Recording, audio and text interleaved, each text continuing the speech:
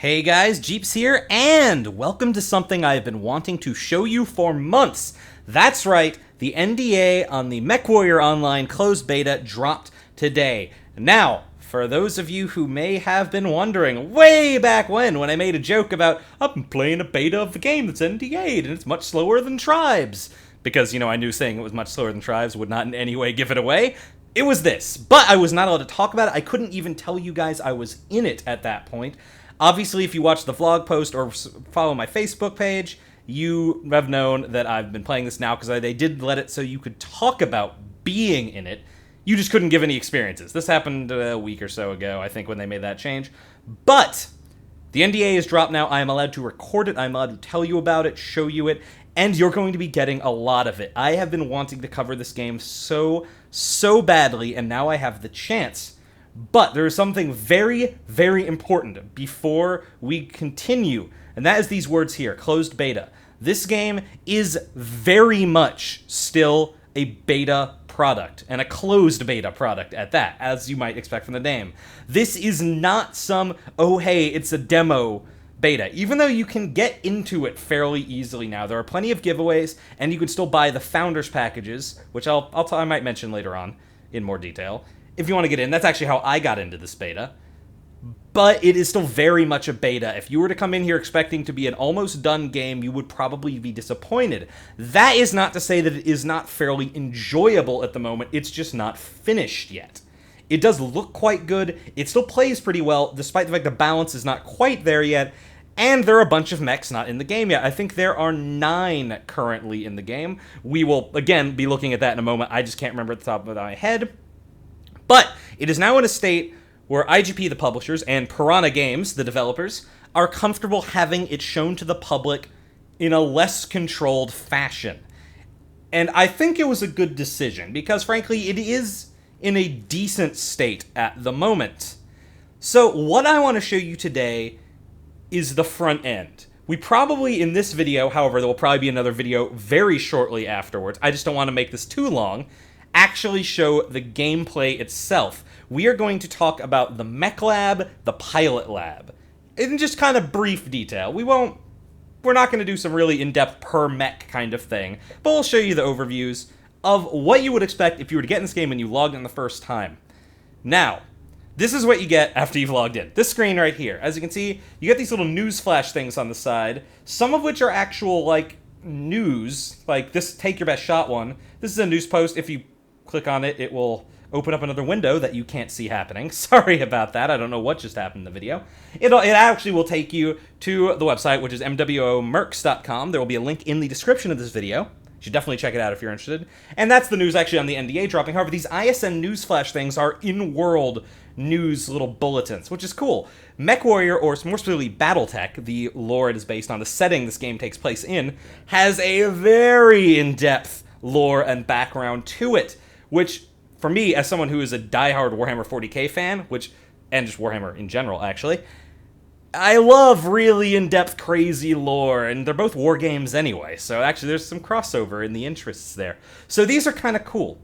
There's eventually a plan for this game that, once it launches, it's going to follow day-to-day. One real-life day is one in-game day, and this will dictate what kind of events and new stuff is added to the game based on the time period in the Battletech lore it is in. The game is going to be starting in 3049, which explains the tech level. For those of you who know anything about Battletech and MechWarrior, this is, 1 to 2 years, I believe, before the clan invasion. The clans being these other factions that have crazy crap that's better than what the Inner Sphere, which is the factions you're a part of, have. Generally speaking, that's it. I am no expert on Battletech lore. Feel free to yell at me for my mistakes. Most of what I've learned is by reading the Sarno wiki. Again, something else I will link in the description of this. So this is what you get. You get these news articles here, which is cool. I like this. Then you have your mech ready list here. We'll go into that more in a minute. This is links to the official Facebook, Twitter, and YouTube. That's kind of nice. You can go down here, see where it says premium account. Again, this is something I have because I am a founding member. But you can buy premium accounts. Premium account time is boosters. It is a booster for both your experience and your C-bills, which is the in-game currency used to actually buy weapons and things like that. Both these are very good. They're a 50% increase to both. As a Founders member, you also, if you get one of the more expensive packages, get a Founder's Mech, which also has a C-Bill booster built into it. So anytime you are piloting that mech, you get slightly more C-Bills. That is my big ol' Atlas right here. Now, speaking of mechs, I'm sure you're tired of just staring at this menu screen. Let's go into the actual Mech Lab. This is where the magic that isn't in the actual fighting happens. Now, they recently actually just updated this. In fact, on my birthday, they updated this interface to look a little better. It's still kind of static, and I think this screen could definitely benefit from having some music. You can probably hear in the background there is droning mech engine sound, which I actually do quite like. But to use as an example, Tribes Ascend. Tribes, I feel, actually benefits quite a lot by having very, very cool music in the menu screens. It just sets a good tone. That said, it could also be argued that having the white noise kind of droning engine and mechanical noises in the background does the same. So, I don't know. Music would be cool. I think music would be a nice thing to have in this game. Admittedly, not a huge priority. So, just to go on to state, because I should have mentioned this earlier, this is a free-to-play game, by the way, and that is reflected in these things called trial mechs. Let me click over to these. These are mechs which are, I guess, think kind of League of Legends-style rotating heroes. It's a rotating mech bay of default setup mechs, so these are base variants. You can't modify them, but the other side of the coin is you don't have to pay to repair and rearm them. They make a little bit less money for you, but you also don't have to pay to repair and rearm. Let me reiterate that. After the end of each match, you have to pay C-Bills to repair the damage to your mech and to buy more ammunition for your mech. This is quite a hefty drain on your income. Now, trial mechs are what you can use to circumvent that. If you don't have enough money to repair and rearm your mech, you can use a trial mech to get it back up to fighting condition again. Also, when you first start the game, these will be what you have access to at this time. Again, this is all subject to change. This is still closed beta. This is not 100% set in stone. This is how they are testing it at the moment.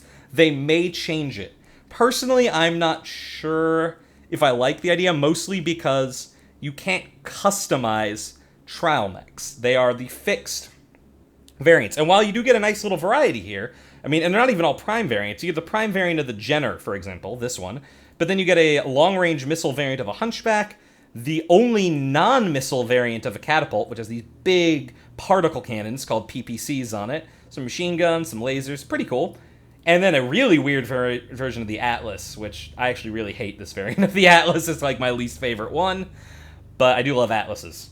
Now, talking of customization, let's hop over and take a look at what that looks like. We're going to use my Founder's Atlas to demonstrate this. So what exactly can you do to customize your mech? Now, the answer to that is a hell of a lot. Let's go over to Configure Mech. This brings us into this menu, which is a little weird to navigate, but... Oh, this is what I was looking for. Sorry, this used to be up in this corner. I'm still not quite used to the repositioning of everything. Pretty much, you have different main locations, or components, I should say, on your mech, which can have things installed on them. Now, on the back here, these are the three back parts of your mech. You can't put anything in these locations. They just count as part of the same center torso, right torso, left torso as the front. The difference is they have different armor values because the total armor of those components is split between the two. We'll get to that more in a second. But yes, your mech has 3, 4, 5, 6, 7, 8 different components. You've got the head, you have left, right, and center torso, you have the 2 arms, and the 2 legs. These can all take damage independently and usually will. Now, to kill an enemy mech, you have several different ways to do this. You can either blow off both legs. The legs won't actually come off, but just destroy the legs. They actually do stay on. Other parts will actually blow off. If you destroy both legs, the mech is out because it can no longer move, and that effectively means it's gone. Blow off one leg, and you cripple its movement speed. This is not a big deal on a really heavy mech like an Atlas, but it's a huge deal on the little mechs that rely on speed. The other way to kill it is to blow out the center torso, because this is where the fusion reactor is, or more or less the engine. Blow up the engine, mech's gone. Other side of this coin, however, is usually the center torso has the most armor of anywhere on the mech for this very reason. Now, the other way to do it is kill it with headshots. The head is usually fairly fragile, but honestly, on a lot of mechs, it's actually pretty hard to get good shots on the head easily. You do have to do a lot of target leading in this game, with the exception of with lasers, which work like you would actually expect them to. They are lasers. There is no travel time on a beam of light. Or, well, there is, but it is indistinct, indecipherable. They're hit-scan weapons, kind of. They're actually kind of damage over time hit-scan weapons. It's weird. The longer you leave them on the target, the more damage they do, and they have a set duration. Now, there's also a way with a thing called an XL engine, or an extra light engine, which will also mean you die if you lose your your right or left torso as well. But we'll get to that when we get to the different engine types and stuff. So these are your different components. Now, if you were looking around the screen while I was saying this, you may have noticed these things called hardpoints up here. For example, my Atlas has 2 missile hardpoints in the left torso. In the head, it has no hardpoints whatsoever. In the right torso, it has 2 ballistic hardpoints. Center torso has 2 energy. The arms both have 1 energy, and the left arm also has an anti-missile system hardpoint. Legs will usually have no hardpoints for anything. I say that now. I'm sure there's some mechs that do. None of the ones in the game right now have leg hardpoints. Now, what do these allow you to do? These allow you to equip that many of that type of weapon, potentially, on that side. Why do I say potentially? Well, let's hop over to the right torso, actually. This has an AC-20 in it. This is the heaviest caliber assault cannon in the game.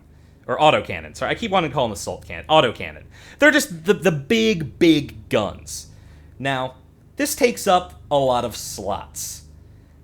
I could fit 1 more ballistic weapon on this side torso if it could fit in these bottom 2 slots, which are currently taken up with ammo, but I can move the ammo anywhere. Ammo does not have to be in the same section as the weapon that fires it. They can be anywhere on the mech whatsoever. I guess it's assumed there are loading mechanisms to get it up there. So I could, instead of having an AC-20, for example, have a pair of AC-5s. But there's another limiting factor, and that is weight. Now, the Atlas is a good benchmark example to use for this. It is the heaviest mech in the game. It is a 100-ton mech. The best way, I would say, to think of tonnage, other than just weight, because the weight does matter, it does affect the movement speed of a mech, is think of it like a point system, I guess. Your tonnage is the amount of points you can spend on upgrades. Sorry, I look at all of this from a wargaming point of view as someone who likes to play lots of tabletop wargames. But think of it as like points. So you have 100 points, more or less, to spend on upgrades and equipment for your mech, which are then limited by slots, namely these hard points, and slots, as in how much space is available in each section. All the sections have the same amount of space, and different parts take up different amounts of space. Also, you have slots that are reserved for things like the different joints and actuators. This actually does come up on some variants of mechs, which will have a variant which will have stripped out, say, the lower arm actuator, which would be the part of that allows the arm to actually function moving left to right and not just up and down. So really the part that lets it function like an arm-mounted weapon at all. Removed so we can fit a bigger gun, usually an AC-20, in that arm. There's a Centurion variant that works that way, for example. So, stripping out if you were to strip out everything, you would not have the full 100 tons to spend on an Atlas. A lot of this is reserved for armor. However, you can go in and change the armor value numbers here. If you click on this tab, that's armor. We'll get to these other 3 in a minute, but the far right one's armor. There's only 1 type of armor at the moment. Later on in the beta, ferrofibrous armor, which is armor that weighs less, but takes up more slots. But gives this, you'd get the same protection value for less weight, but it takes up more critical slots. So pretty much everything would have less slots available to it. Very kind of cool thing. There's also a thing called an endosteel chassis, which works the same way. It is lighter, but takes up more slots. These are not in the game yet, mind you. These are things I have researched what they are from outside Battletech sources, because Battletech is a very expansive thing. So if you take it all out, you'd say, I'm making this number up. Imagine you had 50 spare tons to work with on an Atlas. And then you could do, that is just a made-up number. No one get on me if you're actually in the beta and know the exact number. You can then spend this on weapons based on these hard points. We'll go back over to weapons again. But you don't just need weapons. Obviously, as I mentioned earlier, you need an engine. Your mech cannot run without an engine. Standard in Atlas comes with a 300 rated engine. Engines go all the way up to a 400 rated engine. However, there is actually no mech in the game based on the engine size restrictions, which is based on a formula based on the base variant engine size for the mechs. Long story. There is no actual mech in the game that can use a 400 rated engine. That's why it doesn't show up here. The highest rated engine in Atlas can use is a 360. They will still be slow as dirt even with that equipped. These things are so slow. Now, your engine and speed and everything also affects how quickly you can torso twist, which is how fast you rotate left to right. And possibly also arm speed, but don't quote me on that. So you need an engine. You cannot run without an engine. The game won't even let you launch without an engine, which is good, because you couldn't do anything. Likewise, you're going to need ammunition for your weapons. Now, this is one of the advantages of energy weapons. Lasers, which are the main energy weapon, flamers, which are flamethrowers, PPCs, which are the aforementioned particle cannons. They're kind of energy sniping weapons. They are actually more of a projectile-type weapon, but they're an energy type. These don't take any sort of ammunition. There's also the tag laser. This is a targeting laser for long-range missiles. It's awesome. These don't take ammo. That's the big advantage of lasers, is no ammo requirements whatsoever. Don't have to worry about running out. But say my AC-20, for example, it needs ammo, and ammo comes in 1-ton increments. The AC-20, for example, since it is incredibly hard-hitting, the 20 actually means it does 20 damage on a direct hit. Before fall-off, there is damage fall-off. However, there are indicators in-game to let you know when you are within those damage fall-off areas. You get 6 shots per ton of AC-20 ammo. Arguably, the AC-20 is a little underpowered, largely for the fact that you just get so little ammo per ton for it. But that's a different matter entirely. We're not going to go into balance here, other than that's my one gripe. I actually really like the AC-20. It's just so much ammo. Then, missile weapons, which much like ballistic weapons, also need ammo. So you have these are split into 2 different categories of long-range missiles and short-range missiles, blah, blah, blah, blah, blah. They have separate types of ammo. Pretty much every kind of weapon has separate types of ammo, kind of. Ballistic weapons, let's go back over to the ballistic weapons. I wasn't really done with them yet, I apologize. There's all the different assault cannon types. There's the Gauss rifle, the LB-10X assault cannon, which it's not really in the fluff, but think of it as a shotgun, kind of. Machine gun, which is actually more of an anti-infantry weapon. They're not really that useful, but they are dirt cheap, and they generate no heat. We'll get to heat in a minute. The Ultra AC-5, which is a faster firing version of an AC-5, so a 5 damage assault cannon, that you can hold down the firing button to do 2 shots, and pretty much do an extra shot, but when you do this, it has a chance of jamming. However, it does still fire slightly faster than the basic assault cannon, even if you don't do this, and as far as I know, it cannot jam if you don't try to double fire with it. However, it does, right now, from what I've heard, the jam chance is kind of high, and there is no way to clear jams. So at least, I don't think there is. I think there may have been at one point, but it was a bug. So that might need some looking into. That said, before jamming was introduced, the Ultra AC-5 was arguably too good. This gun was ridiculously powerful. So yeah, that's assault cannons and ballistic weapons. For ballistic weapons, pretty much every type uses its own ammo. They're all unique ammo, they all have different amounts. If you click over on the bullet tab, this will show you all the ammo types available for the weapons that can go in that slot. Except for one, for whatever reason, it actually shows narc ammo in here. This is actually missile ammo. Oh, I guess it's just showing all the ammo. Never mind. It shows all the ammo in here. Don't listen to me. It only shows the weapons that can go in that slot. I feel like it used to not show all the ammo. Whatever. It shows all the ammo in here. Which from up to AC-20 down to Ultra AC-5 is all ballistic. AMS is the aforementioned anti-missile system. This is an automatically firing thing. It gets 1,000 rounds per shot. It automatically shoots down some incoming missiles at you, which is really nice. It keeps you alive quite a lot longer. To go over to missiles, missile launchers are done a little differently. There are 3 types. Okay, now there are actually 4 types. Sorry. I had to keep correcting myself. I keep forgetting NARC and TAG were added. There are long-range missiles, which are LRMs. There are short-range missiles, which are SRMs. There's the NARC, which is similar to the tag laser. It is a targeting beacon missile. It makes it easier for long-range missiles to hit. We'll get into how they work in a second. And then there are streak SRMs, which are lock-on short-range missiles. So they're more accurate. However, due to just lore reasons, the technology being kind of shitty. Sorry, I didn't actually mean to swear there. In this game, in general, Battletech technology is kind of in that state of things are really good in some ways, but way worse than modern in other ways.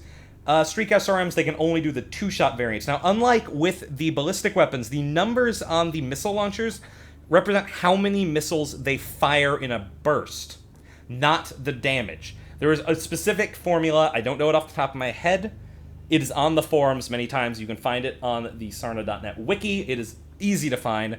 That calculates how much damage per missile LRMs and SRMs and Streak SRMs do. Streak SRMs and SRMs do the same amount of damage. SRMs do more damage than LRMs. However, LRMs are ludicrously long range, and SRMs are very, very short range, and kind of also a bit of a shotgun effect.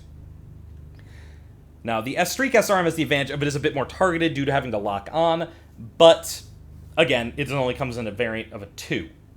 Now, L-arms are really long range, but they require you to get a lock on the target, which requires someone to be able to see them. It doesn't have to be you, mind you. They also have a minimum range. Within a certain distance, these do nothing. I believe it's 90 meters. These do absolutely nothing. It might be longer than that, too. But they have a minimum range, at which point they can't hit enemies. They're not armed yet. They will hit against them and clatter off to the ground because the warheads aren't armed. Now, if someone can see them, you can lock on. You should always be targeting enemies you can see so other people can see them. They'll lock on. They will soar off. If you lose the lock, they will head towards the last known location.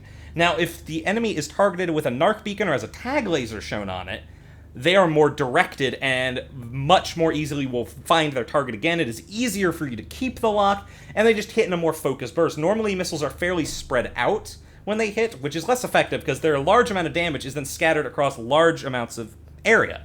Now, like I said before, you really want to be trying to kill the center torso or the head, usually. Or both the legs, but that's honestly more effort than it's worth, usually. Taking out the center torso is usually what you want to do. Missiles are usually kind of spread out, so they're really not that good at it. SRMs are okay at very close range. They'll do it just fine. LRMs not so much. With a tag laser or a narc beacon, however, they are much more deadly, much more accurate, much scarier. However, a lot of times the mechs that are using lots and lots of missile launchers don't have as much going on, and if they don't have someone guarding them, they could be in trouble and very, very vulnerable to light mechs coming and just mopping them up. But again, we're not really going to get into the gameplay too much this video. This is just my Mech Lab overview, mostly.